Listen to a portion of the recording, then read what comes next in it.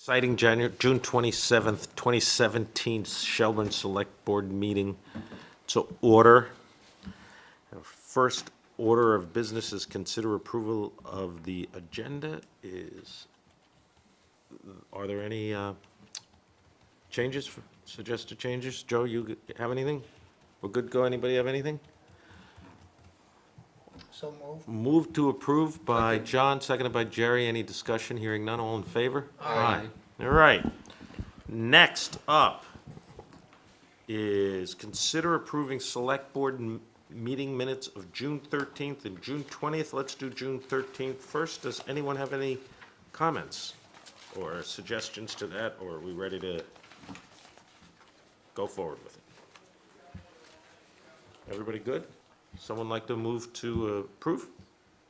So moved. Moved by Second. Jerry, seconded by Josh, very quickly. Any discussion? Hearing none, all in favor? Aye.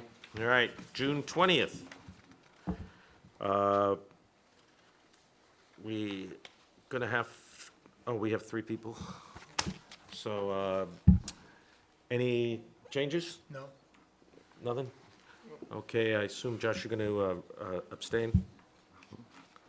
Move to approve by I'll move. John, seconded Second. by Jerry.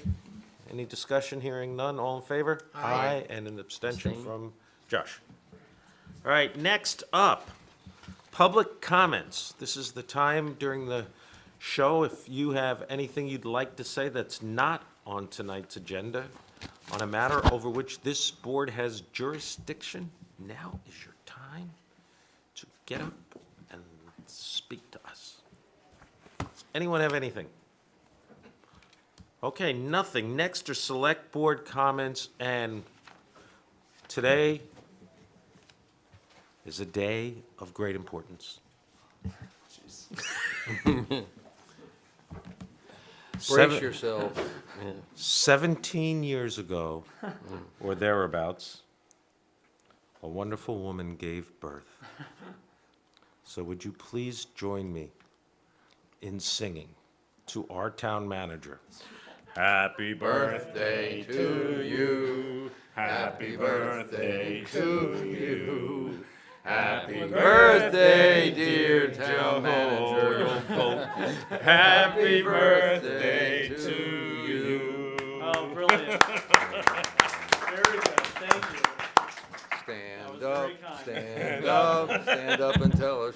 Yeah, well, that's under the town manager comments. Congratulations. Thank you. All right, so, any comments? Anybody, who wants to go first? Jerry, That nothing? was more than enough for me. More than enough for me, too. Josh? I just simply want to recognize our Shelburne Harbor Master for all the work he does managing the moorings at Shelburne Bay. He does a great job and is really conscientious, as well as all of the people who have boats there, which is a great example of another community that really works together and keeps, looks out for everybody else in the community. You have a boat down there? I do. Oh, cool. How's the trail? Because we had problems with the trail going there with, It's Dog, stuff. It's in pretty good shape. it is? Good. All right, John, anything?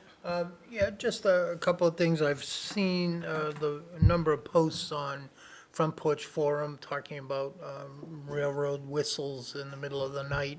And, I'd like to kind of suggest here publicly that maybe we could facilitate like a monthly discussion, maybe with the railroad, to see what's coming up in the next month type thing. I think that some of the adjoining towns to us have kind of been faced with situations where things happen, rail cars are put on sidings and nobody knows about it. And I think maybe it's a way of reaching out to the railroad and see if we can work more closely together. Not in a way of trying to change or modify what they're doing, but just understand it. So we have some answers for the general public when they post these things, because I think it's critically important. The railroad will have a presence here, traffic will increase, and I think that, we need to, all of us together, the railroad and us, need to get our arms around that subject. So, I know sometimes Dave Wolfson watches this meeting from home, and I'm hoping that maybe he'll reach out to Joe and see if we can start that dialogue. So that's my 2 cents worth for tonight. Okey dokey. Birthday boy, what are your town manager comments? Sure. Real quick, so I think some of the rumors that started on Front Porch Forum a week or two ago are true, that Aaron Noble, he's been a corporal in the Shelburne Police Department for quite some time. He's been in the department for 25 years. Starting July 1st, he will be taking the reins as the deputy police chief. And so we'll do something a little bit more formal at a select board meeting with Aaron. But I definitely think it's a promotion that was really well earned, and it was a very grueling and comprehensive vetting process. Certainly, it was not an easy task for him or anyone else involved. But, we're trying to do some succession and organizational planning, not just in the police department, but really throughout all of our departments. And this is just one aspect of that. And so I just, definitely want to congratulate Aaron. I'm really looking forward to working with him, and I know that he's looking forward to working with the community in his new role as well. So real quick, I want to talk about the train noise. I'll try to be quick because I received a lot of complaints over the last 2-3 weeks maybe. And so briefly what I know is the rail company has informed me that this schedule of 3 a.m. trains through the village with the whistles blowing and the whole shebang will be 3 months. They've informed me 3 months. I've been in contact with the state of Vermont regarding the possibility of making the village a quiet zone, so therefore that the trains would not have to blow their horns. All I can share about that is according to the principles at VTrans, it's a long process and potentially an expensive process. So I will do what I can to find out more information about this for the board, about what the pluses and minuses of that might be. But in terms of an overnight solution, I don't think there is one. Bay Road Bridge, I didn't have a chance to make a comment about this last meeting when we were talking about the library, but Ann and I have been meeting with a number of people over the last month or two about the Bay Road Bridge. According to our district director for VTrans, in his estimation, the Bay Road Bridge will receive funding from the state in 5 years. And then we should anticipate from the point that it receives funding, another 5 years for construction. That's his estimate. And so we've talked to a few engineers and a few other folks to see what we can do to potentially move us up on the list. But Bay Road Bridge is the #1 priority in the county right now, and we're hoping that we can maybe make that 5 years, something like 2 or 3. But it is on the radar, and we are certainly working on it. Joe, in regard to if that funding were to come along, did they give you an idea whether it would be 100% funding or 80%, 50, No, what? so it's a 90% grant fund, but if we do an accelerated bridge program, it could be a 95% match. So we should probably be looking very closely at the accelerated bridge program to reduce our share by 5%. In the upcoming budget seasons, we should certainly be thinking about putting some money aside that we show the state that we're prepared with money in hand, and maybe that would increase our chances of receiving funding earlier on. So that's an update on Bay Road Bridge, and we'll continue to look at it. Thank you. And last but not least, I was not effective finding a special meeting date in July. We need to set the tax rate before the next regular select board meeting. I think I tried July 7th, but then I realized that Jerry was not available. So I guess I'll try again with the board via email, but it's going to be important that we set up a meeting. People can call in. I mean, I can be the only one present here, but we're going to have to set the tax rate between now and July 11th. If we don't, it will be too late for Peter and the finance department to get the bills out in time. So it's really important that we do a special meeting. It'll take 10 minutes between now and July 11th. So I'll get another note. I can call in on the 7th. You can call in. Yep. So I think we can do the 7th then. Then let's do the 7th. My Notice it. mistake, I didn't realize that was a, Yeah, it's a Okay. real quickie. I believe that's a Friday. We do it So every we'll do that, and I'll get the information as soon as we get it from the state. Our hands are tied until we get the education tax information from the state. As soon as we receive that, we'll get it out to the select board, so you have at least some time to look at it and make sure that you know what you're voting on. And again, this happens every year. We're always trying to warn special meetings to set the tax rate. All right, that's my report. Thank you. Thank you. Item number 7, receive Bay Road Underpass second pilot project report and consider warning a public hearing to amend Shelburne's traffic ordinance to include a stop condition at the Bay Road Underpass. Joe, we've gone through several approaches here. Sure, I can kick And this why don't off, real quick, and then turn over to Cy, but for at least a year now, we've been trying different approaches to make the Bay Road underpass a little bit more safe. So our first attempt last June was to install the stop signs, but allow for one-way alternating traffic. And then when we concluded that pilot study, I think John suggested that why don't we try keeping the two-way, the two stops, but make it two-way traffic instead. Cy will go through some of the data that we have. I think that potentially this is the right long-term solution, but if it is made a long-term solution, that we would do better striping and better signage. I think, we're kind of, our hands are tied in a sense, because until something is permanent, we don't want to put down permanent paint or anything like that. And I know that that's been some of the problems with people trying to navigate with neighbors going underneath the underpass, and maybe not always people getting along so well. So Cy's been collecting data for us, Ann's been working on this project, and Cy can go over the second pilot evaluation. Cy, thanks for coming back. Thank you, Chair. Thanks, Joe. My name is Sai Sarpalli, Transportation Planning Engineer at CCRPC. I'm here again to present findings and results of very risky location on Bay Road at the underpass. So this is the second pilot findings and results summary. A brief background on the whole project. CCRPC received a request from the town in November 2015 to evaluate safety and travel conditions at the Bay Road underpass. So we went out there, the CCRPC staff went out there, and we collected site distance information and evaluated existing conditions. We looked at the grades, geometry, and then we suggested some improvements for the Bay Road.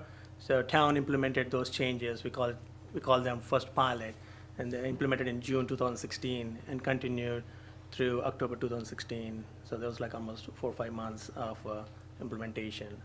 During that time, we collected queue lengths and delays at the Bay Road, like how long the queue backups are, how much delay each vehicle is getting. All this information was collected and then presented that information to the board on October 25th.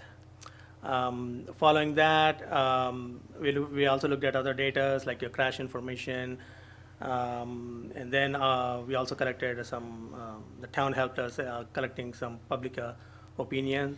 So reviewing all the information, the town decided to make changes, as Joe mentioned, to change that 1 lane underpass to 2 lanes, but retain stop signs on both approaches.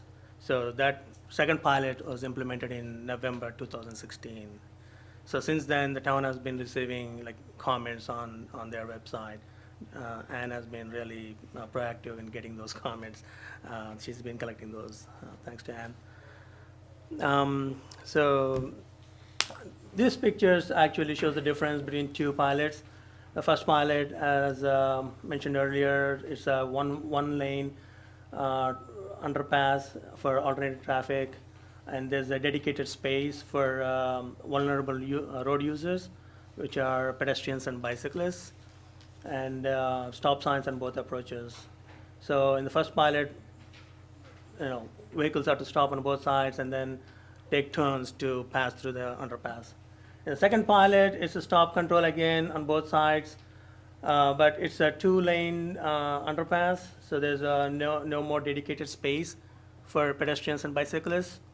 At this point, once the vehicles stop, there's room for 2 vehicles to pass under the bridge, but they have to be very careful because it's a very narrow bridge. So, but still, this has been done in the past, even before the pilot was on. So as I mentioned, the town developed and administered an online public survey, public opinion survey on their website. So they've been collecting comments, and they received 117 responses.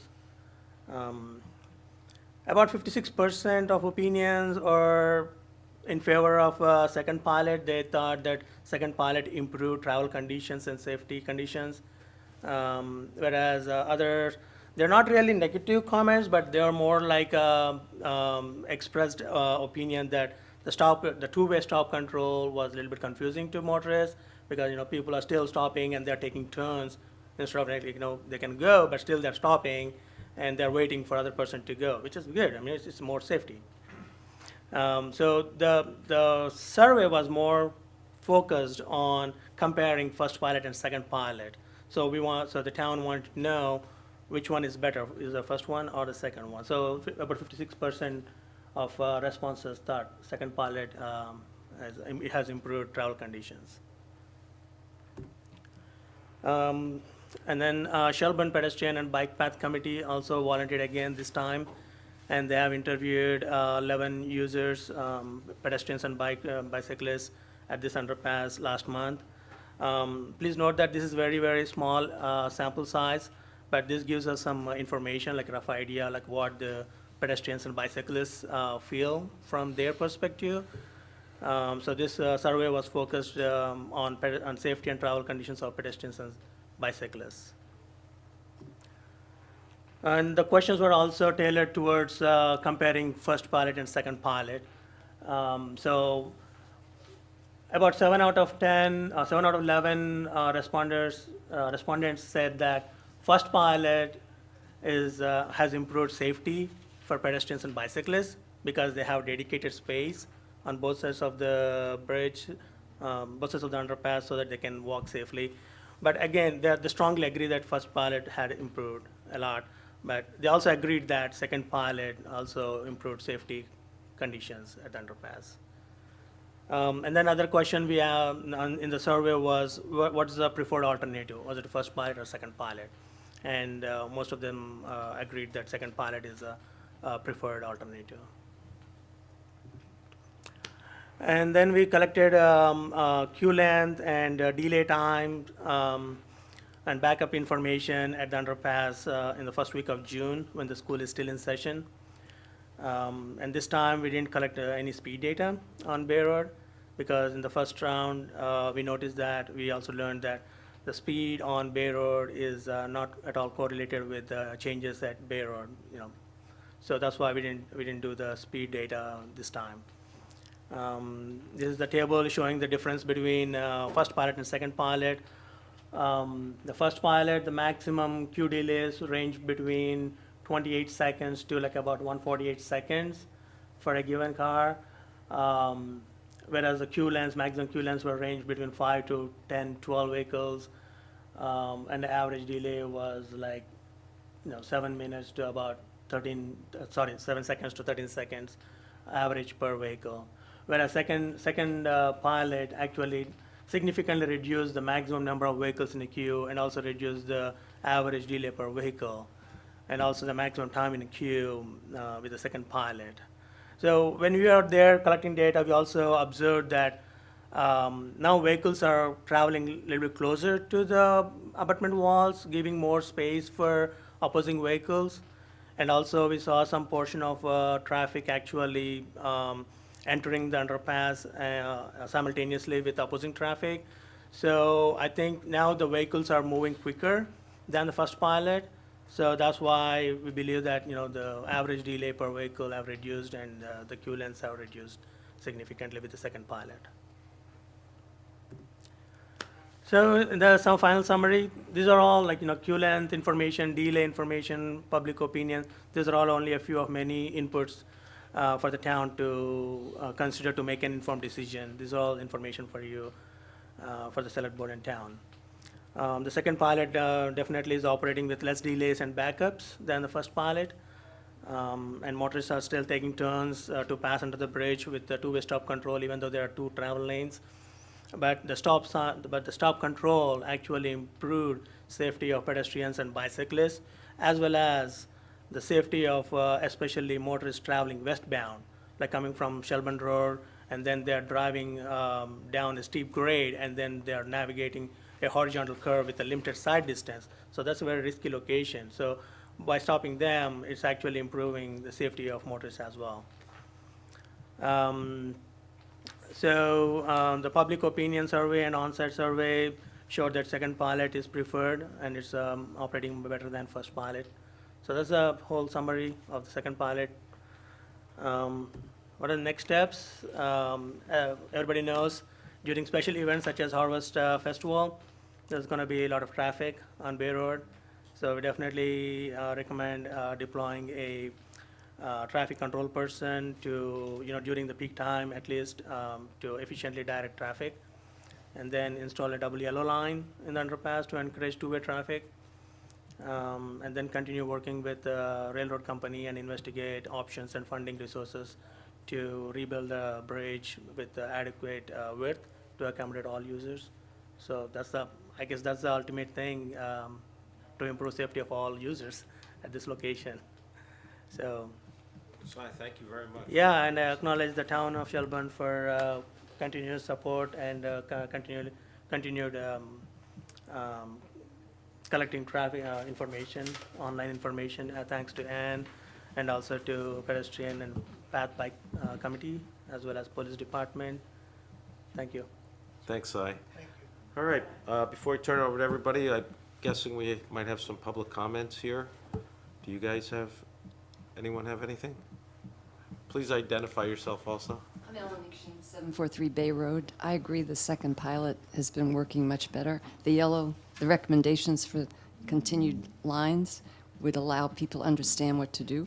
And I know when I go through it every day, bicyclists and pedestrians, we just give people the right of way. The cars don't go. So I think that it's really calming people down and working. I've received a couple of emails also along those lines that, in addition to the yellow striping, that the sign that says two-way traffic could be larger so people can see it easier. Linda Lavalette, please identify yourself. My name is Linda, and I live at 451 Bay Road, and I agree with Ellen. Getting the center stripe line is going to help tremendously because people are confused, they don't realize, and if you wait, as you should at the stop sign, and then go through when the other car's in there, you're going to get a little excited. And I've just stopped and explained, I bet you didn't know it was two-way traffic, very nicely, and they didn't. So educating the double lines are going to help. The stop sign is helping. Traffic is still, they speed on Bay Road. We know that. And the stop signs slow them down maybe 50 feet before they get to it. And we're going to have slide-offs in the winter because of it, but that's their own foolishness. I think there should be more police presence and give them tickets. I haven't seen the blue lights out there. There is one very, very effective tool that the Shelburne Police Department has. It's the radar speed flashing that has the blue lights on it. And there's nothing that makes anybody hit the brakes quicker than seeing blue lights ahead. And I wish we could have them permanently because speeding on Bay Road is still there. And what those of us really close to that underpass see now is, especially with me closer to Route 7, is they'll stop and then they'll gun it, almost as to make up the second that it took them.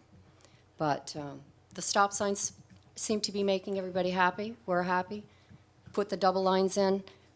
They don't need a bigger sign. They'll get it when they see the double lines. Thank you. Thanks, Linda. Anyone else have comments? Anyone on the board have any comments or anything? The only thing I would add to, I think the sign can stay two-way like it is, but if there were up and down arrows that showed the direction, so an arrow up and an arrow down would certainly give a, a sign. There are a number of people, there are a number of people that stay at the inn from Montreal that they look at symbols more than words.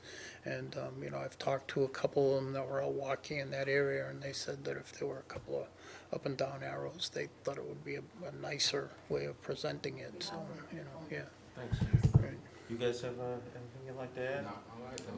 No. Well, I'll just say that I'm Thanks to the, I'm supportive of the second pilot program going forward and going forward with the procedure to amend our traffic ordinance to have that. And as far as the details, whether there should be striping or a sign with the arrows up and down or a larger sign, two-way traffic, I would leave that to staff. I wouldn't micromanage that. But would someone like to consider warning a public hearing? Do we know a date for that, Joe? Well, just writing notes to myself. I mean, I think that by the charter, this would probably pass as the introduction, but we have to do a first and second reading. So Right. we'd have to do the first reading on July 11th, the second reading, whatever, 2 weeks, July 25th. So the public hearing, I think you could say, I'm sorry, I don't have my calendar in front of me, would be the first or the second Tuesday in August. So would someone like to make a motion warning a public hearing for the first available date pursuant to statute? To amend the traffic ordinance to include a two-way traffic stop at the Bay Road Railroad underpass. So moved. Moved by John and seconded by Jerry. Any discussion? Hearing none. All in favor? Aye. Any opposed? All right. thanks again. Thank you, Cy. Thank you, Si. Thanks, Si. And Ann. Thank you, Ann. Next item is item number 8. Receive a presentation on the Southern Gateway Project and consider accepting the recommendations of the consultant and authorize the consultant to finalize the report. And we have with us Lucy and Jason, right? Yes, Lucy Gibson, Jason Charest. thank you. Thanks for coming. Absolutely, it's the CCRPC show tonight. Yeah. If you could just grab a mic to talk into, or is that mic on? That's on? We're good then. We're good. Is that good? Yeah. Great. It's just you're an important guy. You should be heard, man. I appreciate it. Just a brief introduction. We've been, I think, undertaking this study for a little over a year now. Over a year. Yep. And this is, I guess, the grand finale, if you will.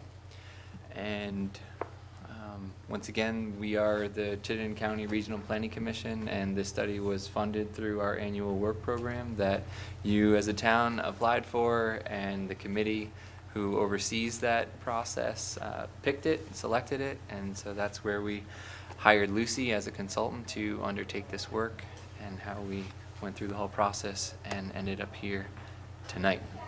So that's all I really wanted to say, because if I say any more, I'm just going to be stealing from Lucy's presentation. So with that- Okay. Thank you. Lucy? Well, thank you all for making time tonight. And as Jason said, this is our final wrapping up meeting for the Shelburne Gateway Pedestrian Safety and Mobility Study, which was initiated due to concerns about and I guess what some people call the Shelburne Gateway. That may or may not be a widely used name, but basically the part of Shelburne south of Marset and Bostwick, where there's been a lot of changes with growth and development and changes in how people are using the road. And really what this project is to look at that and make some recommendations about how to bring things more in line with what's happening there. So the key concerns people had that initiated this was generally people walking along Route 7 between the southernmost bus stop in Vermont Teddy Bear and some other destinations in between. During the times when the bus doesn't go all the way to Vermont Teddy Bear, because they aren't able to do that for every run. And then a lot of pedestrians crossing between Shelburne Vineyard and Fiddlehead Brewery, Felino's Pizza, that site. Partly due to people wanting to visit both places, partly due to maybe a lack of parking on the Fiddlehead side during special events that drew a lot of people, so. And as I said, this area has really changed a lot. I'm sure you all know this very well.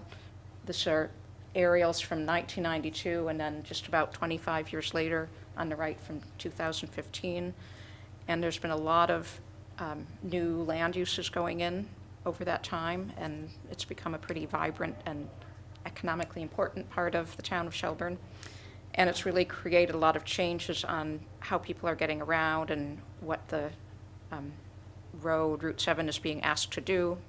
And I think the road really hasn't been updated in any significant way, so really it's the heart of this is to bring Route 7 and some of the other areas up to speed to meet the transportation needs in the area.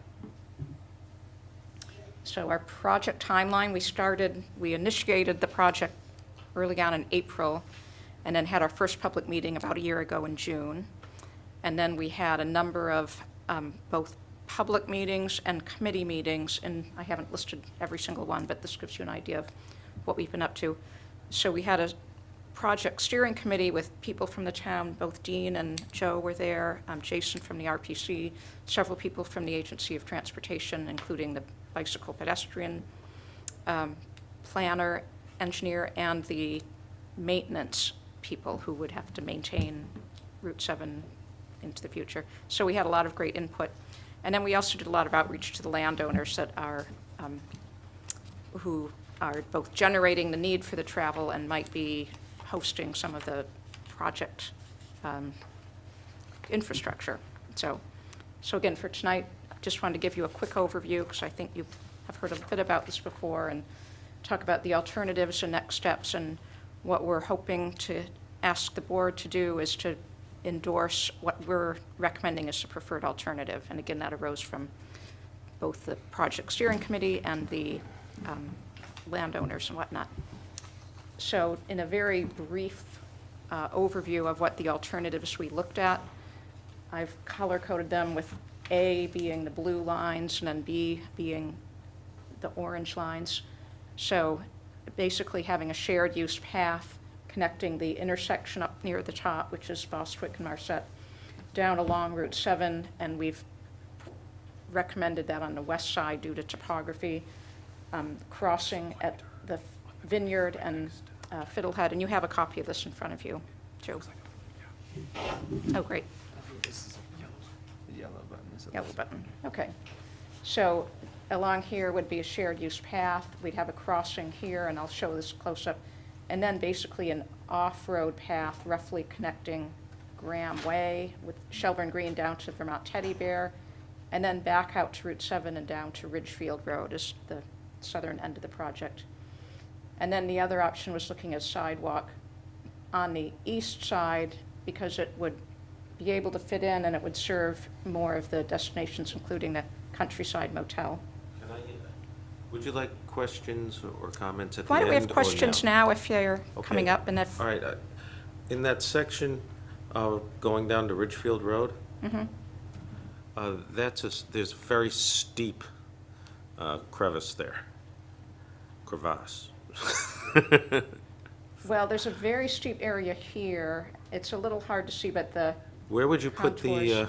This I is mean- mostly pretty level along the road. are you part- talking that flat part where the fence is on Ridgefield Right. Road? Yeah, Okay, just north of there. yeah. So All right. there are a few little pockets of wetlands. That was the main issue that we Yeah, saw. but there, if you have the crosswalk going across from Fiddlehead to the winery, you still have that guardrail to go across. Where would that path be? Well, By and the that's what guardrail? well, to get anything along the road over the river would be very challenging. And actually, at the next slide, I'll go into, I'm just kind of our wondering how it's rationale. safe, because I'll tell you, the biggest concern for me, and I think this,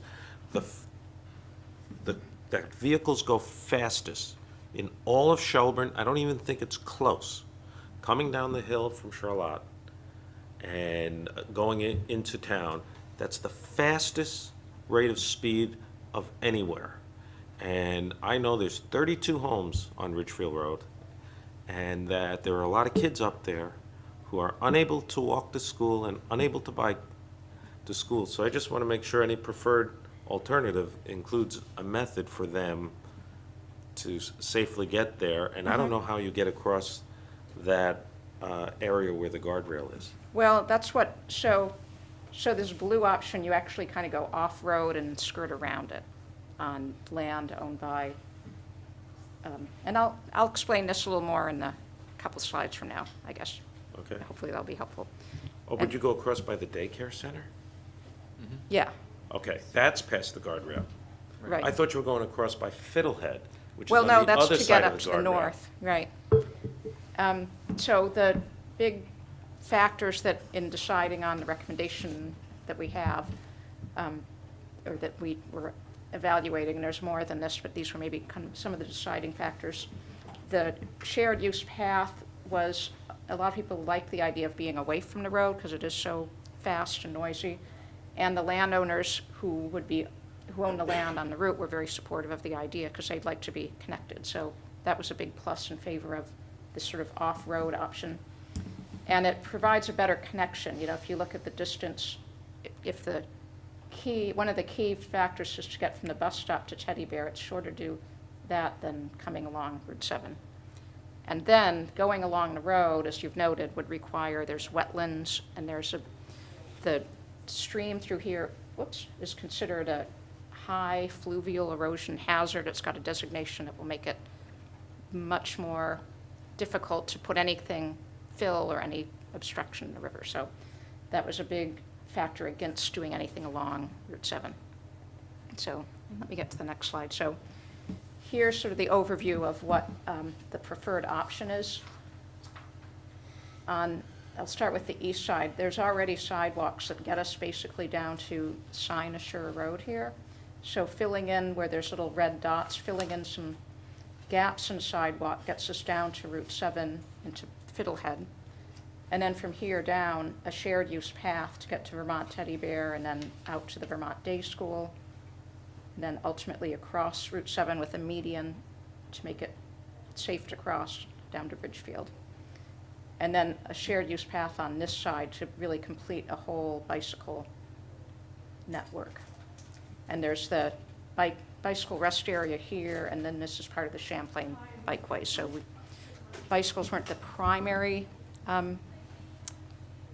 initial purpose of the project, but with all the activity there, we felt an interest in getting bicycle transportation improved. It was certainly an important piece. So I'll just go a little bit closer up. I'm not sure how I got that arrow there. There we go. So we divide into 3 segments just to be able to talk about it. So here's the northern one. Here's Bostwick and Marset. And I know the colors are hard to see, but basically there's a sidewalk that goes here almost all the way to Sinosure, and there's a little gaps to the sidewalk here. So we're suggesting just by filling those in, you can walk all the way to here and then get a sidewalk along Graham Way to get to Felino's Pizza and then across to the Fiddlehead. And then on this side of the road, Route 7 has a very wide right-of-way of 99 feet. There's actually room for a shared use path, which would be for biking and walking on the west side of the road. And it's pretty good topography and doesn't require a lot of utility relocations or anything like that. So, and again, one of the big concerns about the project was the pedestrians crossing between the two. So given the high volumes, high speeds, and kind of challenging conditions, we felt doing a median refuge in the crossing was really important for safety. They've been found by a lot of research to reduce crashes with pedestrians by 40%. So here's a few examples of what they could look like. They could be concrete. The median could be partly landscaped or partly hardscaped. You know, there's a lot of different options that don't, by no any means, have to be decided now. And then here's just a few other types of photos. One of the things that might make sense is that the passageway through the median would be slanted, and this actually orients people to be looking at the oncoming traffic as they're going. So those have been found to be even safer, so that might be a good solution. One of the issues that especially the person on our committee from the Agency of Transportation Maintenance Office said the town's going to have to maintain that median, and that means both if there's plants, you'd maintain those, and that means clearing the snow through the center of the median for people to be able to use it. So, you know, the state will probably end up plowing some snow into there, and the town would be responsible for removing it along with, you know, Plow it back. right, I mean, you have to plow sidewalks and Been everything. It's fighting the nothing, plows. nothing surprising. And there was a lot of concern and discussion about the medians, and some of the quotes that we've heard from the agency is, you know, the district doesn't want raised islands installed on the road. They cause multiple maintenance issues. We have concerns about median and winter maintenance. But as we've been discussing this more with the agency, given the safety benefits, I think we've gotten to a place where they will accept having the median in the road. They're not going to like it very much, and they're going to expect you to maintain it, but we do think it will gain their approval, and that was one topic that took a bit of discussion and making our case. So, Arm twisting. yeah, exactly. And, you know, when there's safety data that's so compelling, they have a hard time saying no at that point. And this is like the poster child of where you would use a median.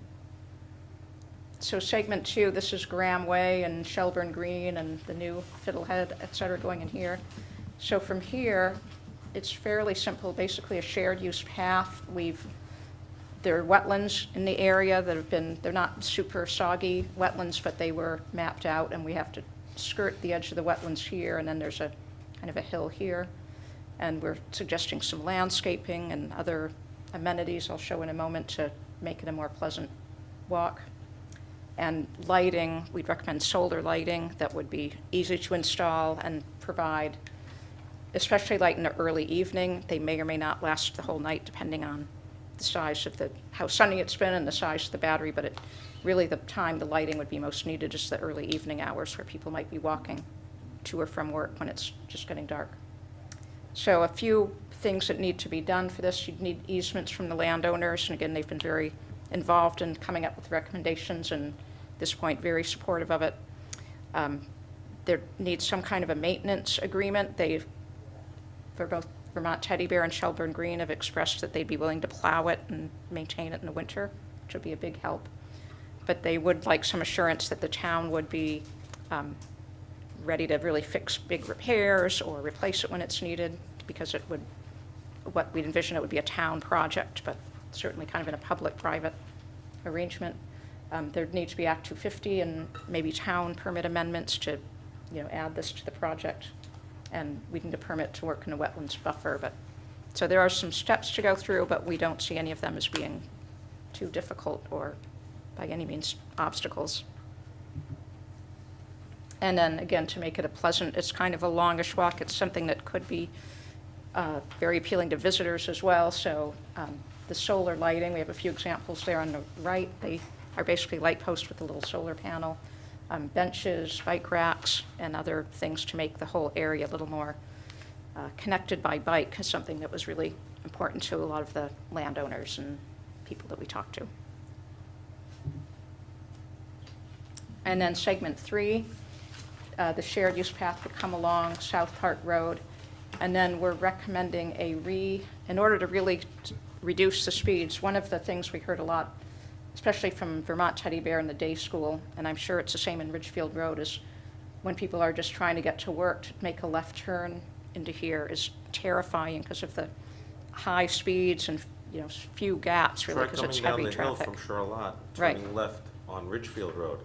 If you have a truck behind you, most of could the people on imagine. Ridgefield Road drive all the way to Vermont Teddy Bear and turn right, do a U-turn, and then come back, because it is frightening to make that turn. Also, if you're on Ridgefield Road, you're sometimes sitting there for 6 or 7 minutes before you can have an opening Yeah. to get out. So one of the things that we really want to accomplish is slowing down the speeds, because that will make a little safer, a little bit easier. You know, you don't need as long of a gap to make your left turn if people are going more slowly. So the idea, this is how the intersection looks now. There's a right turn lane, and pretty much right turn lanes have the effect of speeding up everybody in the other lane, because nobody has to slow down. So by actually making a larger median here and making this a through right lane, and that creates a little shift in the traffic alignment, and it means anyone turning right slows down the other people, so it just makes a slower flow of traffic. We think that would have an effect of reducing the speeds through the corridor. And the Agency of Transportation didn't really express any reservations. And again, the kind of improvements that were done here were meant to keep Route 7 people driving as fast as possible. And now with the changes, that's not necessarily the best sort of design objective, so. And then again, with the crossings with the volumes and speeds, if we're going to have people crossing on bike and foot, we would really want the median for safety, so. You know, it's still, I've already spoken to people on Ridgefield Road, even a median there. There are a lot of parents who are hesitant to let their kids cross there. Yeah, it would be, it's pretty frightening, yeah. I mean, there's some people who want to light there. So the goal is that, you know, with the whole network where we have people crossing in any numbers, there'll be a median. And so you'd have to cross twice to get all the way up to the village, but in both cases, they'd be, I think, pretty comfortable and safe. Pardon me? Did you consider a light there? There's not enough vehicle traffic to put a light. Now, if there's enough people crossing, you know, you can only put a traffic signal if you have either a certain amount of cars coming out from the side street, or if you had a lot of people crossing on a regular basis. So- Because it's a T and not a cross. Right, and there's not the number of people. Now, one option would be what we call a RRFB, or rectangular flashing beacon, where you push a light and it doesn't turn red, but it has the flashing signs that really get people's attention. So those would be good to put at the crosswalks. And you have those on Harbor And you Road? have, I think you have some around By here. the school? No, we're familiar with those. But having an Those are actual very light effective. that- One by the museum. But That's right, yeah. we don't see any justification to put an actual traffic signal that would completely turn, you know, red. But those are, you know, if you, combination of slowing cars down a bit and having an RRFB would be, we think, Lucy, may I make the ask, crossing reasonable. how did the state react to a lowering of the speed limit on Route 7 Well, that from was Charlotte? so that's an important thing. To do any of these crossings, we would need to have the speed limit lowered. And we did meet with the speed limit person at the agency. And John Kaplan, the bike ped coordinator, set that up and was instrumental in getting that happen. And they actually agreed with, you know, these changes warrant a lower speed limit, but they really are concerned that you can't just lower the speed limit by signing it without doing some of the traffic calming. And would they so- be lowering the speed limit at the Shelburne border, but the hill starts in Charlotte? So wouldn't they be Well, lowering the speed limit there? Because once you're going downhill, if you're already going fast, pretty hard to slow down. I think that's something that they would have to look into as part of the request. Yeah, they'd look at where it should start and then how to reinforce it. So for the short term, if the town wanted to ask for lower speed limit, that's certainly something I've mentioned at the end of this as a possible next step.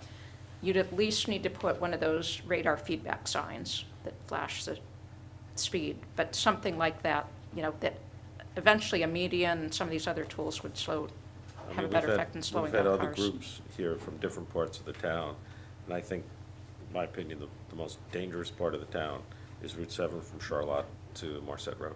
I don't even think it's close. Yeah.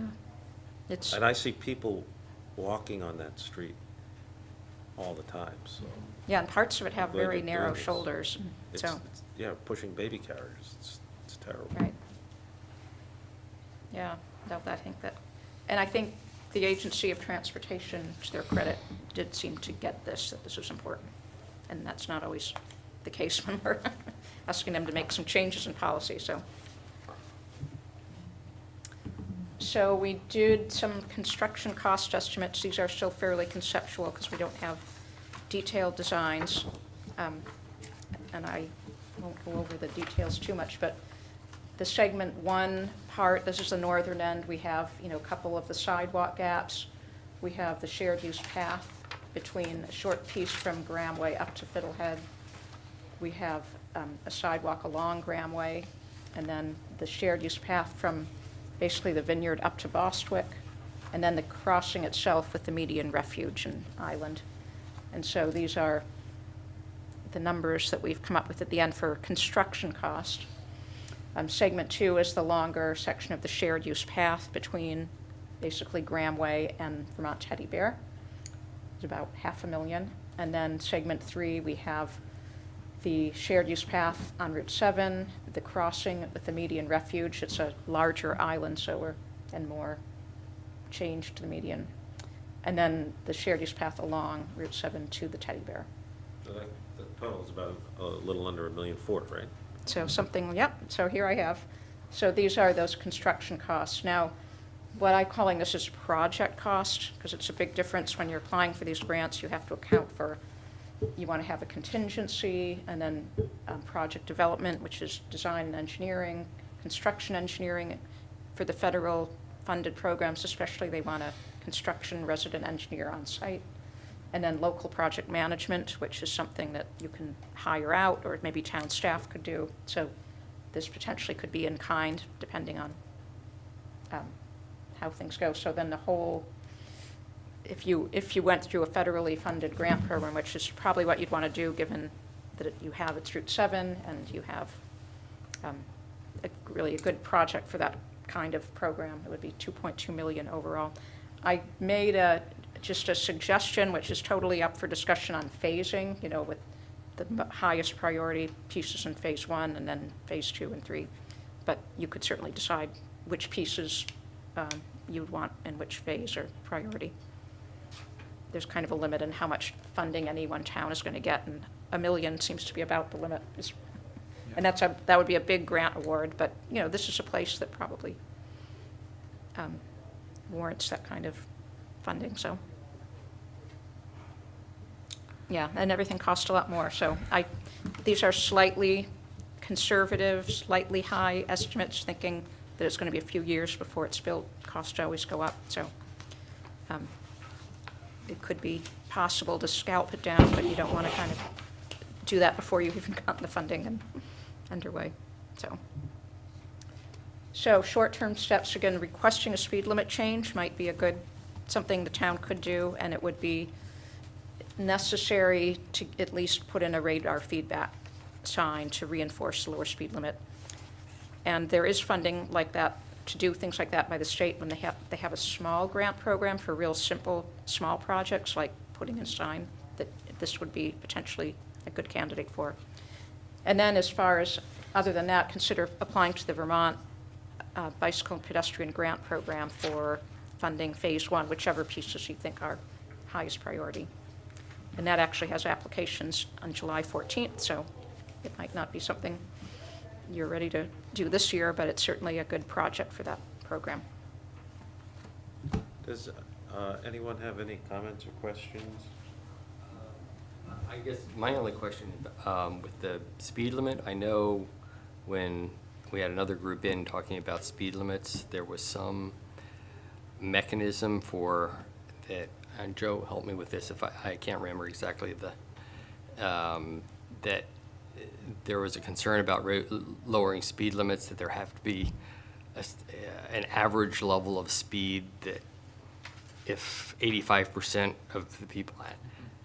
Right. Does that have an effect here? And that's what the trap you typically fall into, is that if people are speeding, if everybody's going 50 miles an hour, the Agency of Transportation said, well, people drive the speed that's the right speed, and if they're all driving 50, the speed limit should be 50.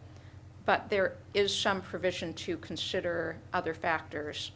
And then the other thing is, they did think that it was really important to make some changes, whether it's traffic calming. Median islands would be a good way to do that, so having that go in would help lower the speed people are actually driving. And a radar feedback sign have been pretty helpful. So that's why you'd need to make a change to reinforce the lower speed. So, but yeah, it's not always an easy thing to get them, and so having V-Trans be open to this is a good sign. So. Thank you. Thank you. Anyone else have anything here? Is anyone out in our 250,000 people here, have anything they'd like to add? Say? So there's one more topic that I had in my presentation. Sure. That holds, another thing that we were asked to take a look at, and this is something, so one of the things the Agency of Transportation, when you're saying, we want to put a median island, we want to put crossings, said, well, you should consider taking over the road. This is kind of now their policy. So we did take a look at this as part of the, something for the town to consider. And again, I will say that from what we have, with our discussions with them, I don't see this as necessary to implement the plan, because they did seem to it be in the end open to the median islands, and those were probably the key, and to lowering the speed limit. Those were key sticking points. But in any case, just to get the information out to you, so because they're encouraging this, it's something that you'd have to kind of be prepared to probably respond to. We looked at a couple reclassification scenarios. So here's Route 7, and here's the South Burlington line. So here's what Bay Road. The village is here. It's in a lighter shade, probably hard to see. And then here's Ridgefield Road, and here's the Gateway area. So we looked at 3 scenarios. One would be to reclassify from Ridgefield just up to the edge of the village. The next one is to go from Ridgefield up to basically Webster Road. And then the other was to go all the way to the town line with South Burlington. And I know this is hard to read, so I won't. This is a chart that's showing if Route 7's a state highway, these are the items the town has responsibility, and these are the ones that the state has responsibility. If it becomes a Class 1 town highway, then you can see a lot of check marks on the town and not too many on the Agency of Transportation. So I have summarized it here on the next list. So some of the responsibilities that shift to the town in this kind of scenario would be maintaining traffic signals, which includes timing and replacing light bulbs, the street lights, maintaining them, paying the electric bill. You may be paying for some of these already, and that's sort of a case-by-case thing.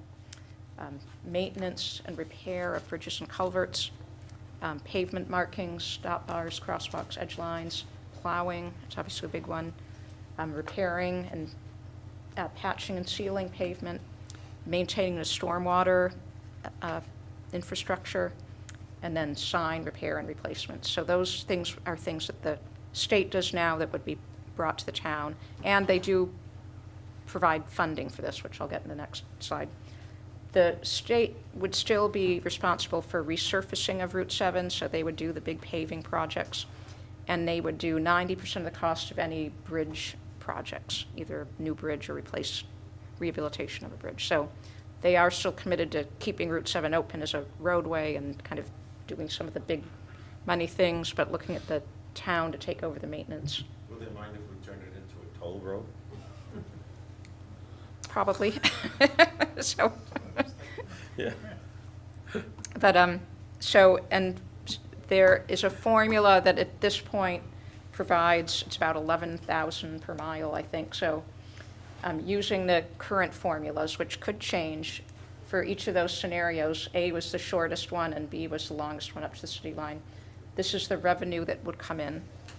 Apparently, the city of South Burlington got the deal through where the 4-lane section of Route 7 actually gets twice the money as the 2-lane sections. So that's helpful. And a rough estimate of the cost, and this is done by typical maintenance costs that towns, kind of in the range. So it's something that if the town really wanted to look into this, you'd want to really understand what it would cost for the town to really plow, and would you need an extra truck or just be able to add to your extra routes, those kind of things. So these are kind of generic, typical costs. And then there is, in the end, what we've concluded is the funding from the state doesn't quite cover all of your maintenance costs. So, and these are a little conservative in that you're looking at depreciation of, especially stormwater and that kind of thing. So trying to get the full maintenance cost included. So what it does though, and why would you consider this if it does cost more? There are some real advantages that some towns think about. One is setting the speed limit, setting where your crosswalk locations are, your treatments, whether it's medians or landscaping. You can put in new traffic lights a lot more easily than if it's on a state system. You can set the lane and shoulder widths. On-street parking is much more, I know you have a lot here in the village, but you can add to it. You could even charge for it with parking meters, like, for example, Woodstock, or I don't know if Middlebury has meters, but it could be a source of revenue if there's enough demand for parking. You can plant trees where you want to and traffic calming, and then you'd have full control of access permitting for any new developments. The town would have really full authority. So And there's also some advantages for your utilities to own, and I don't know if I fully even understand them, but if you own the road and you own the utilities, you can just have easier time than when it's the state owning the right-of-way and the town owning utilities, so those are considerations. You'd have to decide if that's kind of worth the cost and responsibility, but something to think about, so. Do you have anything else? No, that's it. So that's really the end now. Lucy, thank you very much, and Jason, thank you very much for presenting everything. Does anyone else have anything else they want to jump in? I was just curious about what are the next steps, planned or potential?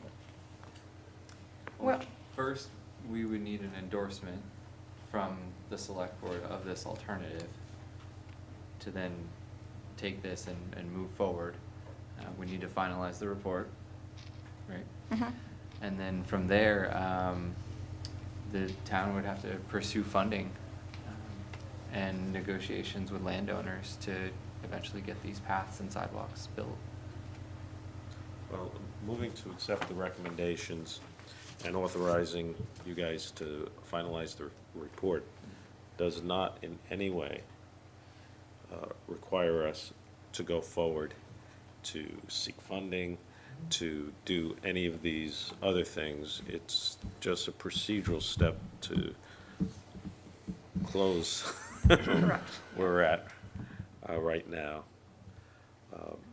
Obviously, it's a big cost, but we have to do something with that section of the road. It's, Certainly, we wouldn't do this project without a grant. I mean, Yeah. this would be, our capital plan moving forward, and the Bike Ped Committee, I suppose, may or may not, maybe next year or the year after, ask the select board to endorse this as a grant proposal. I mean, that'll be up to the Bike Ped Committee, but this is the first step, or second step, I don't know, of many, before we're at a point of construction. oh, Wendy and Rocco, you guys are here from the committee.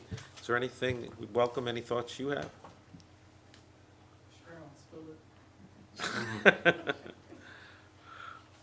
All right. Do you get, either one of you want to say anything? You're welcome to. Wendy, please just identify yourself.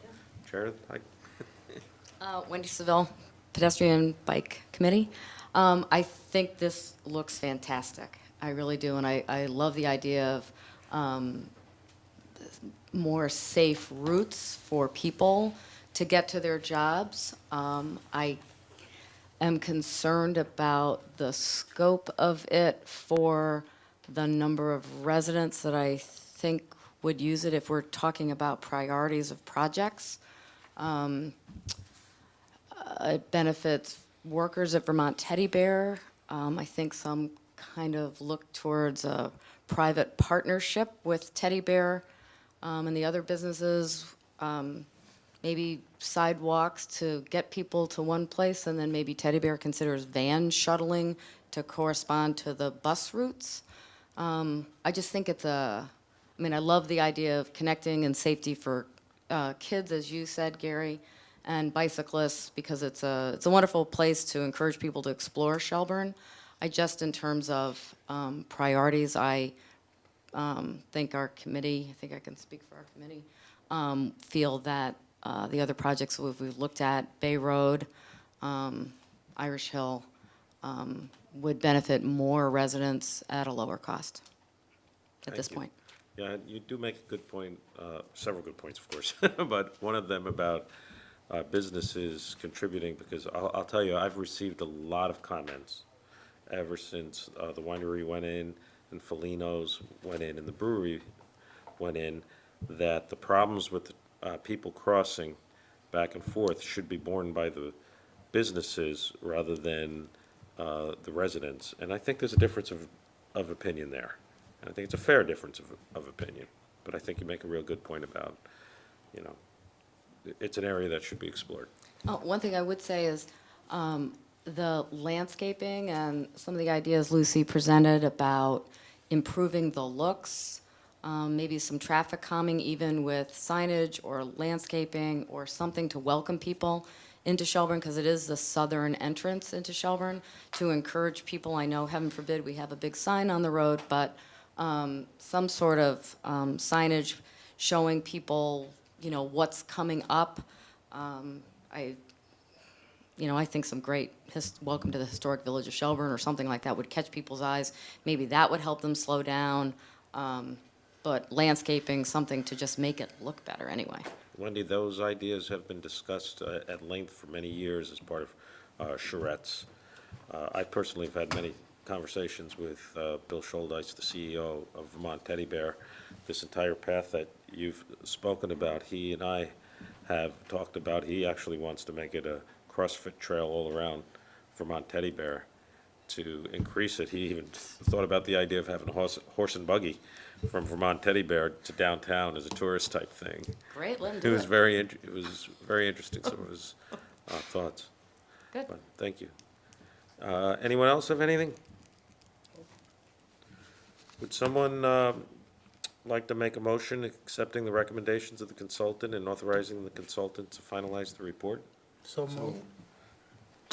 John got you by this much. Does that mean you're a second? Second. Thanks, Jerry. Seconded by Jerry, moved by John. Any further discussion? Hearing none, all in favor? Aye. Thank you very much for your work, Yeah, really thank you very appreciate much. it. Thank you for your time. Well done, yeah.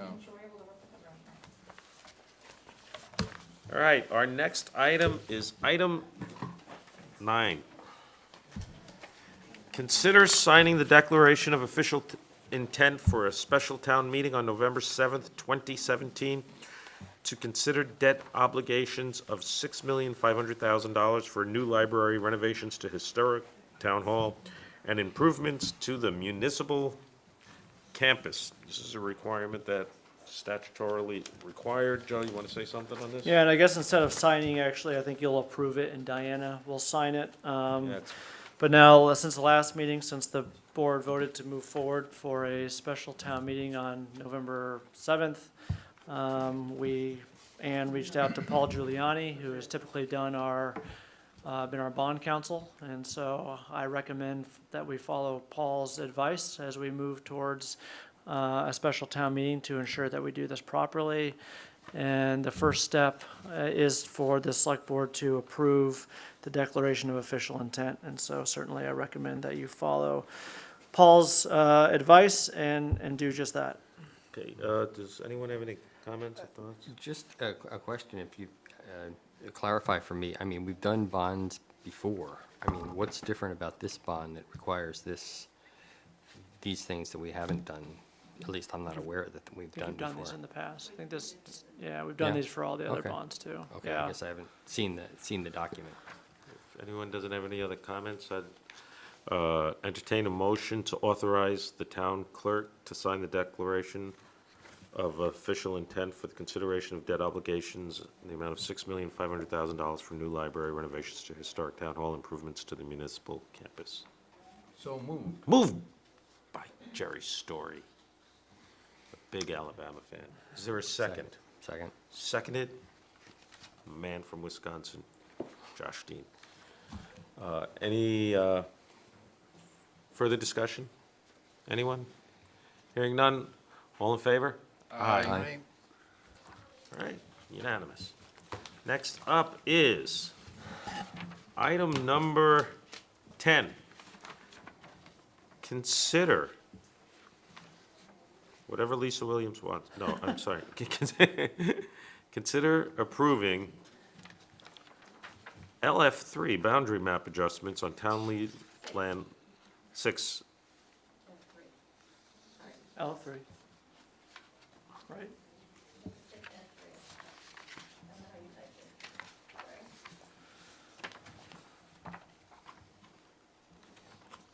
Okay. Joe? Well, I What are thought we? it was, I'm following, I think, 6F3. How about we I do don't know this? why How I about we put- consider approving sure the it's- boundary I map think it's fine. adjustments on town land lease to the Shelburne Community School? Where do I need to be? You can take the microphone and sit I- down, you can take the microphone and stand on a chair, or, a big show. I think there's a visual here. I have a map, I guess, in your hand. Let me try to pull it up. This is it, right? Right. Okay. So I was here in March of 2015. Excuse me Can one I second. hear? Can you hear her? March of 2015, we first came to you guys. At that point, the school needed to replace the playground. We didn't have enough money to do a great job.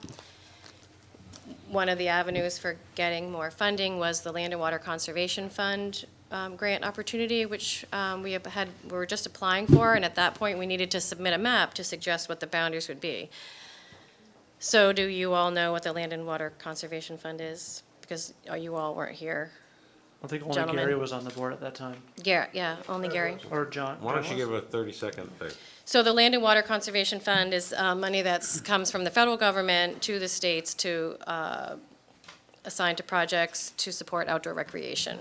So we applied, and at the time that we were here asking for potential, what would the boundaries be that would set that in perpetuity for outdoor recreation, we didn't know how much money we would get. We ended up getting an award of $60,000 in matching funds, in which at this point we've matched over 54,000 of. So we've done well. The project, currently we've spent over $200,000 there. So this is the school playground. It's fully ADA accessible. The structure itself, we created a new surround for wheelchairs. We have a wheelchair swing. We put in new trees. We put in this magnificent pavilion. If you haven't seen it, you should go see it. The other thing about Land and Water Conservation Fund you should know is that the Hullcrest Park is a Land and Water Conservation Fund site. Shelburne Bay Park is, the Shelburne Path, and of course the significant Shelburne Farms. So what happened was we were moving forward on our spending over the past 2 years. And then recently we had a visit from the state to kind of evaluate where some of our investments went. And basically our boundaries were wrong. And so because we put in, these fit stations that are exercise, I don't know if there's any way for me to point, exercise stations are pretty basic, but they're along this outer path, this loop here, guys, is a 1 kilometer path. So the before scenarios where it's putting the project limits Well, is before, and Lisa, then we come back out If here. you could just grab the. Oh, I'm sorry, I'm away for that. Okay. Sorry. Okay, well, you guys heard me. So, one of the other important things to note about this property is that, it's 26 acres overall for the school grounds. And, it was deeded to the town for use of school and recreational purposes only anyway. So all we're really doing is getting some support to maintain that, to put more infrastructure in. So we're well into it, and basically, there's just a mistake was made and we need to correct it. Okay, thank you, Lisa. I've been out to the site with Lisa. She was kind enough to show me around. This is something, particularly since the school project went forward and passed, and we now know the school is going to be there for a while. Any questions whether the school was going to move the last time Lisa came here, no longer in existence. We know the school's going to be there. So this is an adjustment that. Currently, the boundary is like 1.7 acres. 1.7 or 1.9 acres. And And what it does now- is, I think the boundary goes around to follow where the fit stations are in that area, right? It grabs those back fields, which are used for many, soccer, lacrosse, the baseball field. It's required that it stems out to the road, so you see that there's this little bottleneck thing that it has to reach, it has to have access to the main road. And then the sort of blob in the middle there, like the nucleus, is the whole play area. But those fit stations are out there, and we did submit that for reimbursement, and they covered it. And there was just some misunderstanding, and she said there's no going back. Yeah, in other words, we got this, Lisa's group was able to receive a grant for, I think, $30,000. $60,000. $60,000 And at this time, if we don't make this change, that grant money has been asked to be returned. So the town would be out $60,000 if that money has to be returned. But with this adjustment, then they'll no longer ask for that money back. Is that Well, correct? I don't think I led you to believe that. I'm sorry for that assumption. No, I actually, you want me to get into that? So I said that we could negate the reimbursement for the value of the fit stations and not draw the line out so far because, again, because 2 years ago, it seemed that there was some reluctance to hold that much land in perpetuity for recreational value, or recreational use, I should say. So the easiest way to include them, and she said we couldn't back off that one line item. I was just going to back off the one line item for that particular set of equipment.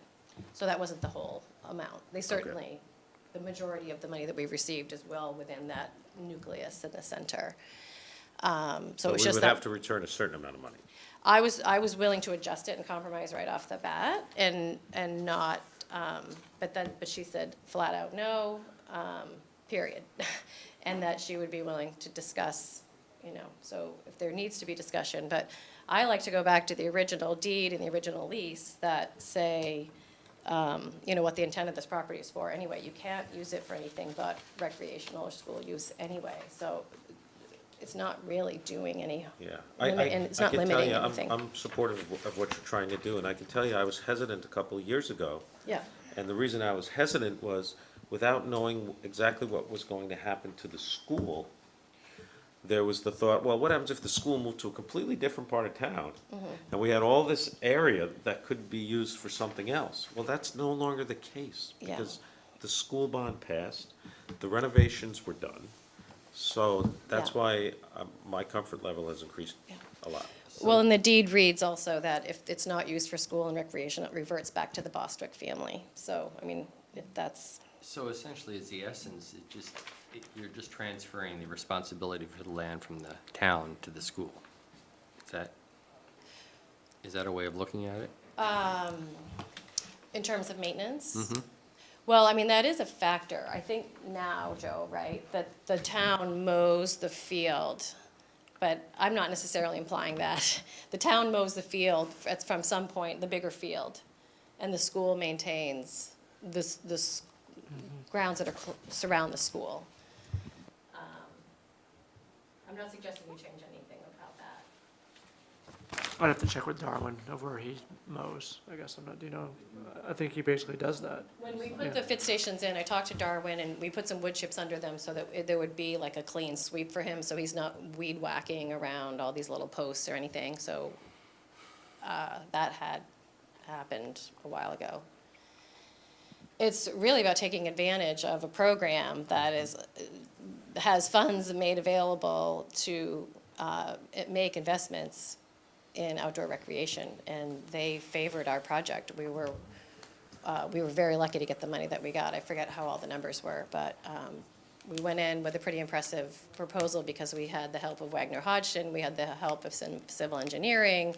We were starting with $100,000 from the school, and we thought, tied to the town plan, it's walkable to the town, all these favorable factors, and we just drew up the stream, and then they said, okay, here, go do it. We were like, oh, shoot. So 2 years later, we have most of it done, and now this is just a little bit of paperwork. Yeah, and you did a great job. It really looks great. Thank you. So, does anyone have any other comments, I questions? was just curious, has there been any courtesy discussion with the grantor? I don't know what you mean. Has anybody talked to the Bostwick family or the Oh, yes, I grantor talked to to make Chris them aware of Chris what the plans Davis. were? I did. I called, it was Chris Davis before the meeting 2 years ago, as I was trying to understand what the deed actually says, what the lease actually says, and did he have any concerns about, or wanting to come to promote the opportunity to make this investment. And he didn't come, but I did speak to him a few times, and he was just And agreeable. on the current proposal, have you, I think at the time I spoke to him, this was It was the full really, one yeah, before it the was the mistake. full field, yeah. Gotcha. It was a full one, and then we. Yeah. Yeah. Right. Thank Yep. you. Thank you. Thank you, Lisa. Does anyone have anything else? I don't want to hurry anybody, but if not, someone like to make a motion approving the change to the boundary, And it is Map six, is- and it is 6F3. I don't know why. approving the 6F3 boundary map on 12.9 acres of town of Shelburne-owned land leased to the Shelburne Community School in support of the schools. Grant application to the Land and Water Conservation Fund if the project is approved for funding at an amount agreeable to the Select Board and School Board. So moved. Moved by Jerry and seconded by Josh. Any further discussion? Hearing none. All in favor? Aye. Thank Lisa, you. thank Thank you you, so Lisa. much. You've really been great through this whole project. You need to change your name to sort of Jen. Jay. Right. For Judge. All right, item number 11, I think. Yeah. Consider setting the interest rate for late property tax payments for fiscal year 2018. We have to do this every year, right, Joe? Every year I've been here, you've done it, and I bet you for a lot of years prior to me being your town manager, you've done it as well, Are so. we changing it from last year at all? No, I don't think so. Does anyone have any comments, or would someone like to go straight to the motion to set the interest rate at 0% for the first month of property tax delinquency and 1.5% per month thereafter per section 9.2 of the town charter? should they specify it's for FY 2018? I guess, For fiscal year Yeah. 2018. Is everyone good with that? Okay, So moved by John, seconded by Jerry. Any further discussion? Hearing none. All in favor? Aye. Item number 12, consider signing municipal road grants and aid pilot project. Joe? all right, there's a recommendation and a memo, I just had it in my hand, and I put it down from the stormwater or water quality superintendent, Chris Robinson. And this money is in the budget for next year for, in part of the stormwater budget. And Chris is recommending that the select board approve the town's ability to apply for this grant. Thank you. Looks like about a 20% match by the town. Right. Could you give me an example of a hydrologically connected road? Nope, I probably can't off the top of my head, I'm sorry. Okay. I'll get you that answer tomorrow, though, absolutely. I'll find out from Chris. It's a good question.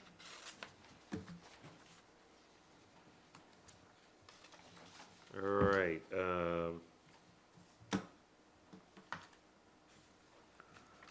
Someone like to make a motion?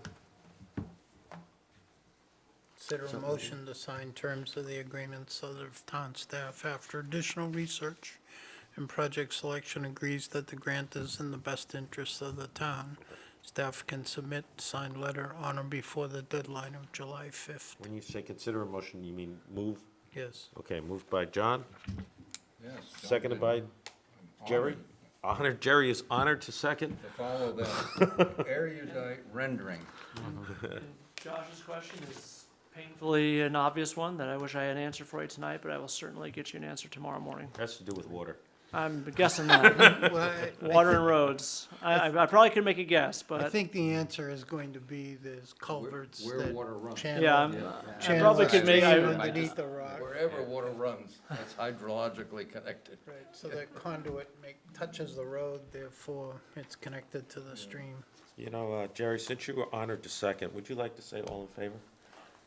All in favor? Aye. Aye. Aye. Thanks, Jerry. All right, we're having a little fun.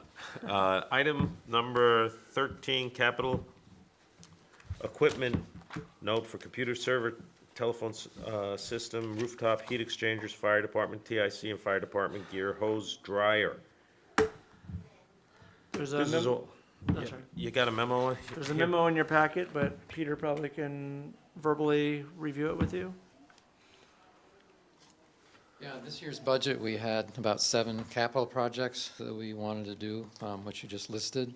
We've got 5 of them completed. Our proposal when we adopted the FY 17 budget was to pay for a quarter of the cost up front and then finance the rest of it. So that's what we're doing here. A couple of the projects haven't been completed. They will be in the upcoming fiscal year. It's consistent with how we had set it up in the FY17 budget. Thanks, Peter. Someone like to move Can I to? ask a question? Sure, Thank as many as you want. Whoa. No, I know this is, these are always issues that, but I was just sort of struck by the differences between the projected cost and and the total costs, or the actual cost in some of these. And I mean, one of them was $10,000 more.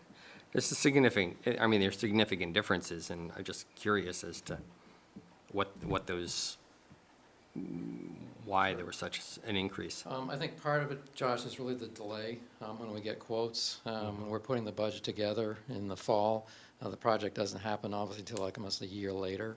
So we did have preliminary estimates at the time. They might not have been, they probably could have been fine-tuned a bit more.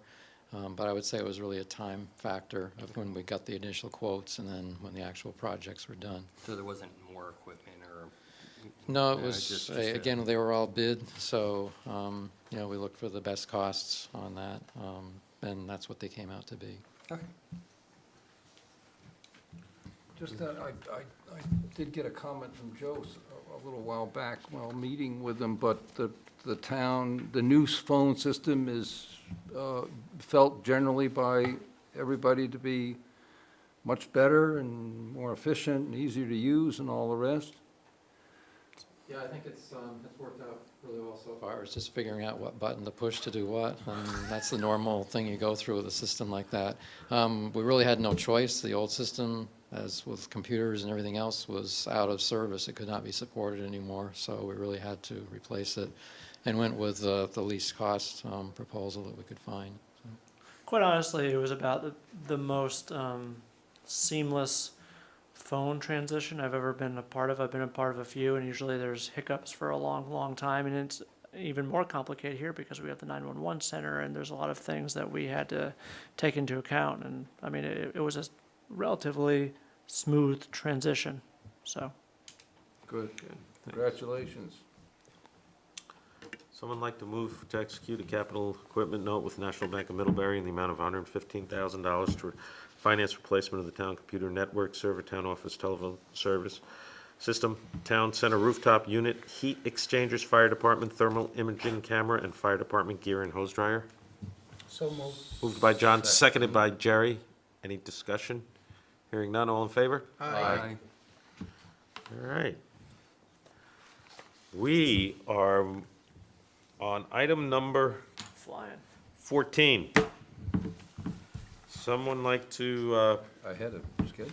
we have negotiations between the town of Shelburne and our police union, discussing a potential mediated settlement We agreement. don't need to do number 3, Gary. I'm sorry. Between the town of Shelburne and the Shelburne shipyard. Someone like to make a motion pursuant to Section 313 of Title I of the Vermont Statutes Annotated, finding that premature general knowledge would clearly place the select board or person involved at a substantial disadvantage in regard to negotiations with the union and litigation strategy regarding the mediation with the Shelburne shipyard. So moved. Moved by Jerry, I'll second it. seconded by John. Any discussions? Hearing none. All in favor? Aye. Someone like to move to enter executive session pursuant to 1 VSA 313 to discuss those two items and invite the town manager. So moved. Moved by John, seconded by Second? Jerry. And are we going to recommend that you stay because we're going to come back and make a motion, right? It shouldn't take us too long in executive session. Yeah, that would be a good idea. We could. Yeah, I can just black out the sound and the picture and just stand by. Okay. All Thank right. you. Thank you. Okay, go ahead. I'd like to call the June 27th, 2017 Select Board meeting back to order. We just had an executive session during which we discussed a potential mediated settlement agreement between the town of Shelburne and Shelburne Shipyard. And I'd like to go on the record of thanking not only our town attorney, but Select Board member Jerry Story for his critical role in helping achieve what we believe is a good result. So thank you. This is a settlement agreement which includes a contingency that the Select Board ratify this agreement contingent upon certain signatures being received, one being an adjoining property owner, one from the shipyard, and one from Lake Champlain Transportation Company. That approval has not yet been received. It is expected shortly. So what the town can do is, if this board so decides, is to ratify this settlement agreement, which includes a $10,000 payment from the shipyard to the town. And the ratification would be contingent upon receiving that outstanding approval, and we would authorize, how about the town manager in this case, to sign the settlement agreement on behalf of the town when the final approval is received. Makes sense. The settlement agreement includes certain conditions in regard to a building, moving it so it's not any more non-conforming than it was previously, and provides for some sheltering of the building from an adjoining landowner's property. Did I get that Yes. right? So would someone like to make that motion ratifying the agreement contingent upon receiving the last outstanding signature and authorizing the town manager to sign on behalf of the town once that outstanding approval is received? So moved? Moved by Jerry, seconded by Josh. Any discussion? Hearing none, all in favor? Aye. Someone like to move to adjourn? So moved. Moved by John, seconded by Josh. Any discussion? Hearing none, all in favor? Aye. You need a gavel. Nice guy.